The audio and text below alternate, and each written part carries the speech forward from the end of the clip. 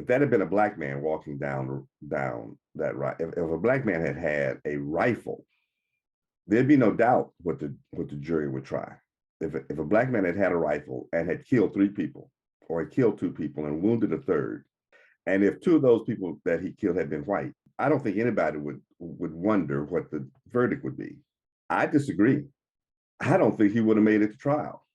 I don't think he'd have made it off the street. Right. That's what I'm saying. I think his fate would have been decided right then and there. He Right. wouldn't have made it past the first cop car. Right. With his rifle. Right. I'm not sure he would have had a chance to kill anybody.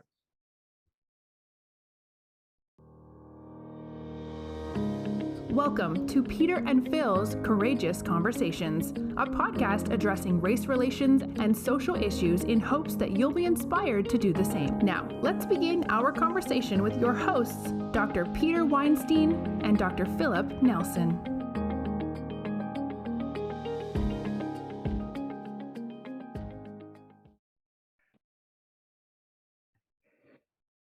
Long time no see.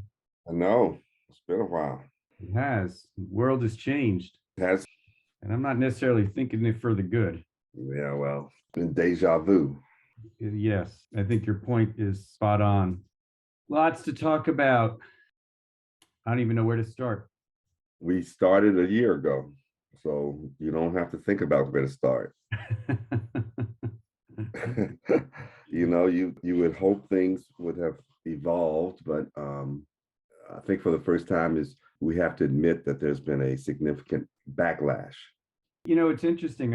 I was working on that article that we've been working on. I sent you an update on it yesterday, but one of the conversations we had was you kept telling me that this is a marathon and not a sprint, and I was trying to move things a little bit faster. Yeah. And I have to keep reminding myself that, you know, change is slow, but I didn't think we'd be walking in reverse instead of walking forward. This is one of those times I wish I hadn't been right. And I'm glad you reminded me of that, because I am surprisingly dismayed and disappointed. I don't know why I should say surprisingly. It's just that it still feels the same. What's interesting is if we went back 5 years, some of the topics that are headlines, I don't know, maybe they wouldn't have been headlines, maybe they would have been headlines, and certain things that I've become more sensitized to have become, just as an example, on the flight back last week, I watched the USA versus Billie Holiday, which pretty much ended in 1959 when Billie Holiday died, but the events circulating her life and the challenges that she faced. And then this week, 2 of the individuals who were accused and incarcerated for killing Malcolm X were released because the evidence proved that they were innocent, going back 40 years. I'm sure you saw that as well. Mm-hmm. And then I guess there's a new book on the 1619 Project that was released. And then even in Orange County, the discussion of banning the discussion of critical race theory. It's like, I'm not sure we're even running forward any longer. And on top of that, we can put Kyle Rittenhouse, but I'm not sure we're running forward any longer. I think the problem is we look at every instance as a bellwether of our direction, and it's not. Right. And that's also fortunate. I think you're making 2 points. One is, one would expect the headlines to change if society was changing. Right. But that's why I keep saying it's a marathon, not a sprint. You can't expect society to just change, especially when it hasn't over time. You're going back to 1959.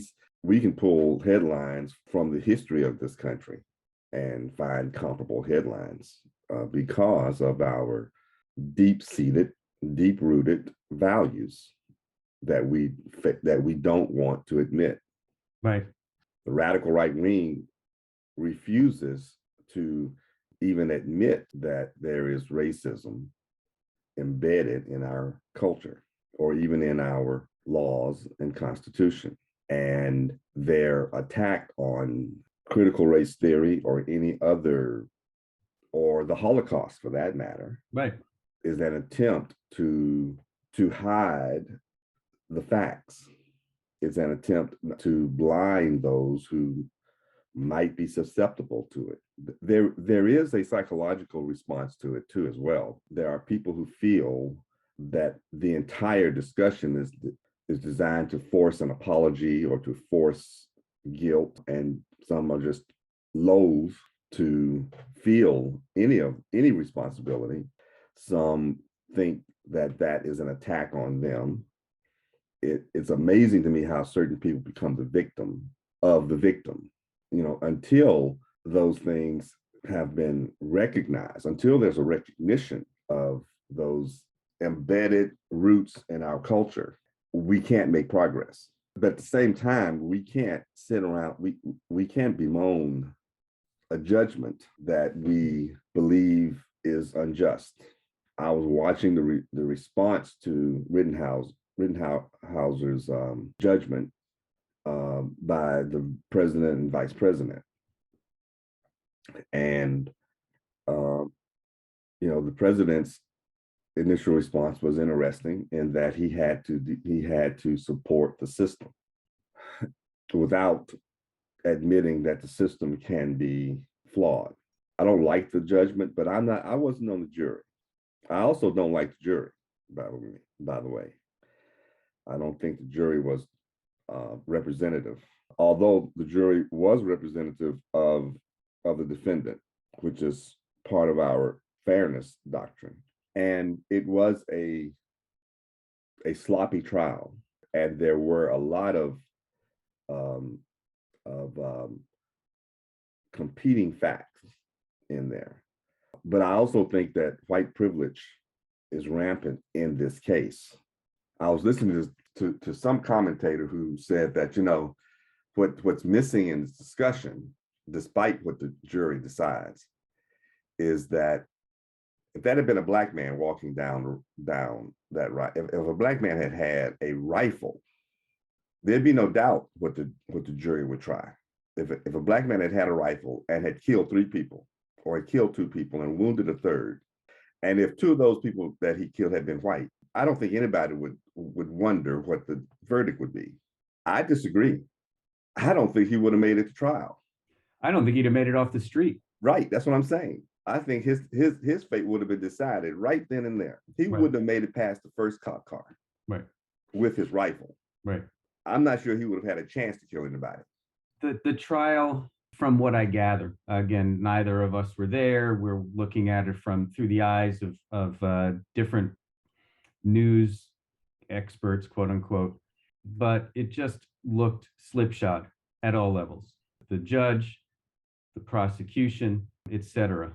And if the defendant had been found guilty, there were so many potential opportunities for retrial from a legal standpoint that, again, and I'm not an expert, I'm not an attorney, I just think that there was some poorly done legal processing of the case. And it ended up in the hands of a jury who was skewed towards the defendant. And so I guess I shouldn't be surprised by the outcome. No. But it is just, it's one of 3 trials currently going on that have racial undertones: the Abry killing and the Charlottesville. And I can't remember 3 similarly based trials that have gone on concurrently in my lifetime that have been the center of the news. Can you? Oh yeah, I do. But see, the difference is that many of these trials affected our lives anyway, and so they had an impact. Plessy versus the Board of Topeka was a trial, that was of interest when it was a trial, not historically, right? So yes, I can remember when there were trials, because being a member of the NAACP, we would get notifications of important trials that would take up the fight against discrimination, or for voting rights, or, so although I am as disappointed as you, although I understand that we seem to have lost ground since George Floyd's death, and we seem to have lost the and there's been a drop in the polls, if you will. I think that's how we feel, right? That there's been a change in the polls regarding equality, et cetera, because the far right has had a dramatic impact on at least the discussion, but I'm not sure they've changed the views. What they've done is they've submerged the discussion because of fear of violence, fear of retaliation. And that just makes these conversations much more important. Well, I think that's the whole premise, is the sense that the fact that this has to be part of a conversation. It can't just be, each of these topics that we've talked about over the past year or more, we need to keep talking about them. They can't fade off into the sunset. And I could even add other peripherals in terms of the voting rights changes and efforts around the country. Here we have this huge multi-trillion-dollar infrastructure effort going on, and it has become second or third on the list of news items when you think of what the impact those changes could have on children with preschool and healthcare, with prescription medications, kind of leveling the playing field to help people out. And we're worried about the elections in 2022 and the fairness of elections, and we're worried about all of these trials that are going on. There are so many issues that are front and center right now that it's exhausting to try to keep up with them. And some of the issues are bringing us backwards in time, and some of them would hopefully bring us forward in time. But it just really, I just can't ever think of being so inundated with heavy issues. Yeah, well, I think unfortunately that's what woke means. Yeah. I thought that's when the alarm clock went off. Yeah. And I don't mean that in a negative way. It's amazing to me how they can demonize certain words when they does not play their way, especially when they don't even know the meaning. I watch people carry boards on critical race theory and they don't even know what it is. And when I hear people talk about what it is, they just confirm they don't know what it is. They know what they've heard it to be. I was watching a documentation on January 6th. I forgot. I think it was an HBO documentation.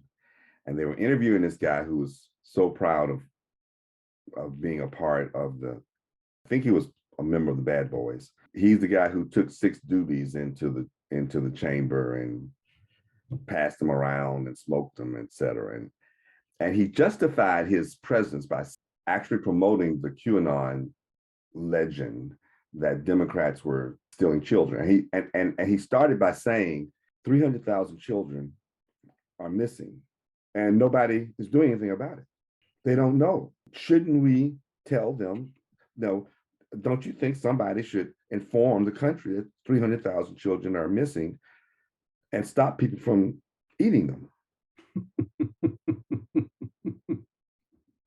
And I'm sitting here listening to this. And then another member said, I talked to somebody who knew this was happening. And you suddenly realize nobody vets their sources anymore. And I suddenly saw a danger, even in these conversations. I could say anything. And if you believed it, then we might move forward without real challenge, without real concern and for the truth. But he was doing this country a favor. I think during the Atlanta children mystery, I think we only lost 10 children. And it was a major issue at the time. How do you lose 300,000 children and the country isn't aware? That's a lot of milk cartons. It confounds reason to me. One of the best things my parents, and I'm not sure if it was my mom or dad, told me was, before getting upset, before reacting, consider the source and move on. Consider the source, maybe vet the source or Right. investigate the issue, but then respond. Don't Right. just move on. Yeah, but it's that consider the source part is Yeah. so often people, and even you and I will make a judgment, and then when you take a minute to step back and look at where it came from, the validity is not there. And so it is important that in any conversation that the sources are considered in the same way that anybody listening to us will consider the sources when it comes down to a conversation. So I think just the concept of consider the source, don't react, think it through, and couch your response appropriately. Thank you for joining us for another courageous conversation. Be sure to follow us and check back next week for more.